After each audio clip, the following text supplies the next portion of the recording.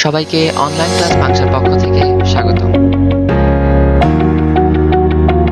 EFT জটিলতা, একাধিক প্রশ্নের উত্তর দিল EMIS sell.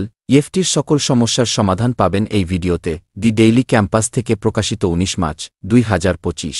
Online class বাংশা YouTube চ্যানেলের নতুন ভিডিওতে সম্মানিত প্রতিষ্ঠান প্রধান শিক্ষক মণ্ডলী ও আমার অনলাইন ইউজার আসসালামু আলাইকুম ওয়া রাহমাতুল্লাহ। সম্মানিত শিক্ষক কর্মচারীবৃন্দ, আজকের ভিডিওতে আমি আপনাদের সামনে যে গুরুত্বপূর্ণ তথ্য নিয়ে উপস্থাপন করব তা হচ্ছে ইএফটি জটিলতা, একাধিক প্রশ্নের উত্তর দিল ইএমআইএস সেল। তাহলে চলুন শুরু করা যাক।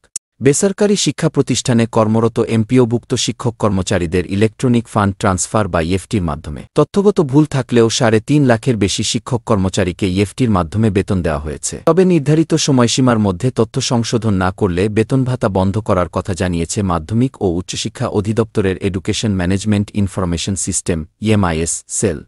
ইএমআইএস সেল জানিয়েছে, এখন পর্যন্ত প্রতিষ্ঠান থেকে প্রাপ্ত তথ্য অনুযায়ী যাদের জাতীয় পরিচয়পত্র ভ্যালিড এবং ব্যাংক হিসাব সঠিক এবং সচল আছে তাদের ডিসেম্বর এবং জানুয়ারি মাসের বেতন দেয়া হয়েছে। ফেব্রুয়ারি মাসের বেতন এবং ঈদ বোনাস ঈদের আগেই দেয়া হবে। তারা বলছেন, তথ্য প্রদানকালে যারা এনআইডি এবং ব্যাংক হিসাব নম্বর ভুল দিয়েছিলেন তাদের তথ্য এডিট করে পুনরায় দিতে বলা হয়েছে এবং প্রায় সকলেই দিয়েছেন। পুনরায় প্রাপ্ত তথ্য এবং জানুয়ারি মাসে নতুন এমপিওভুক্ত জনবলের তথ্য আইবাসে যাচাই এর জন্য প্রেরণের কাজ চলছে। যাচায়ান্তে সঠিক প্রমাণিত হলে ঈদের আগেই তাদের বেতন প্রদানের চেষ্টা করা হবে।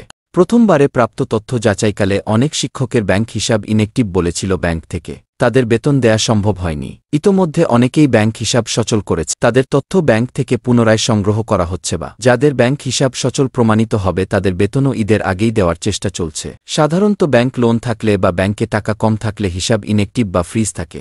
এছাড়াও সোনালী এবং অগ্রণী ব্যাংক কিছু তথ্য ভুল দিয়েছিল, তাদের বেতন দেয়া সম্ভব হয়নি।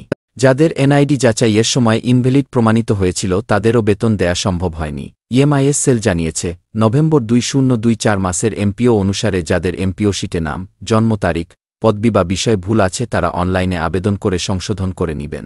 এনআইডিতে বা ব্যাংকের তথ্যে ভুল থাকলে নির্বাচন কমিশন অফিস বা ব্যাংক থেকে তথ্য সংশোধন করতে হবে। ডট স্পেস বা হাইফেন এর মতো ভুল অনলাইনে সংশোধনের প্রয়োজন নেই।